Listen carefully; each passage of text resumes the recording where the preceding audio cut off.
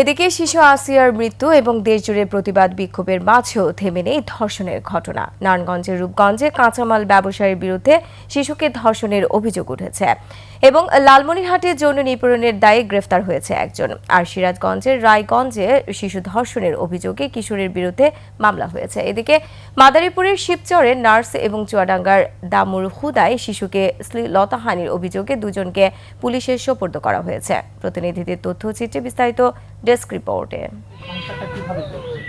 মাগুরার আসিয়ার শোকের রেশ কাটতে না কাটতেই একের পর এক দেশব্যাপী ঘটছে শিশু ধর্ষণের ঘটনা। এসব শিশুদের বয়স 5 থেকে 8 বছরের মধ্যে। সিরাজগঞ্জের রায়গঞ্জের নাড়ুয়ায় শিশু যত্ন কেন্দ্রের স্কুল আঁচলে পড়তে গিয়ে 2য় শ্রেণীর এক শিক্ষার্থী ধর্ষণের ঘটনায় দায়ী কিশোরের বিরুদ্ধে মামলা দায়ের হয়েছে। গেল রাতে নির্যাতনের শিকার শিশুটির বাবা বাদী হয়ে মামলা দায়ের করেন। অভিযুক্ত ধর্ষক ওই স্কুলের শিক্ষিকার ছেলে স্কুল ছাত্র মোহাম্মদ। চুয়াডাঙ্গার দামুর হুদায় 10 বছরের এক শিশুকে শ্লীলতাহানির অভিযোগে জিল্লুর রহমান জিল্লু নামে এক ডিম বিক্রেতাকে গণপিটুনির পর পুলিশের সোপর্দ করেছে এলাকাবাসী। দামুর হুদা মডেল থানায় শিশুটির বাবার দায়ের করা মামলায় অভিযুক্তকে গ্রেফতার দেখানো হয়েছে। নারায়ণগঞ্জের রূপগঞ্জের তারাবো পৌরসভার বাঘবাড়ি এলাকায় ধর্ষণের শিকার হয় 7 বছরের শিশু। স্থানীয়রা জানান, কাঁচামাল ব্যবসায়ী ইব্রাহিম শিশুটিকে চকলেট দেওয়ার কথা বলে দোকানের ভেতরে ধর্ষণ করে। পরে প্রভাবশালীদের মাধ্যমে টাকার বিনিময়ে বিষয়টি ধামাচাপা দেওয়ার চেষ্টা হয়। রাতে অভিযুক্ত ইব্রাহিমকে বিক্ষুব্ধ জনতা গণধোলাই দিয়ে পুলিশে দেয়। শিশুটি ঢাকা মেডিকেল কলেজ হাসপাতালে চিকিৎসাধীন। বাহ্যিকভাবে শিশুটি এখন সুস্থ রয়েছে, বাট ডক্টর যেটি বলেছেন যে তারা টেস্ট করার পরে মূলত বুঝতে পারবেন আসলে কতটুকু ক্ষতি হয়েছে।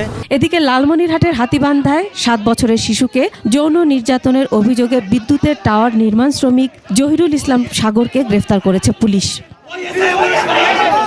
দেশ জুড়ে তোলপাড় ওয়ালটন ফ্রিজ কিনে আপনিও হয়ে যেতে পারেন মিলেনিয়ার। মেহেরপুরে ধর্ষণ মামলার আসামি জামিনে ছাড়া পেয়ে বাদীকে হত্যার হুমকি ও শিক্ষার্থীদের সাথে অসৌজন্যমূলক আচরণের অভিযোগে থানা ঘেরাও করে ছাত্ররা।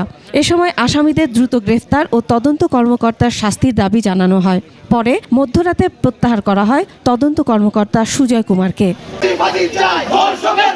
এদিকে মাদারীপুরের শিবচরে নিজের ক্লিনিকের নার্সকে ধর্ষণের অভিযোগে করা মামলায় শিবচর ইউনাইটেড হাসপাতালের মালিক আপেল মাহমুদকে গ্রেফতার করেছে পুলিশ।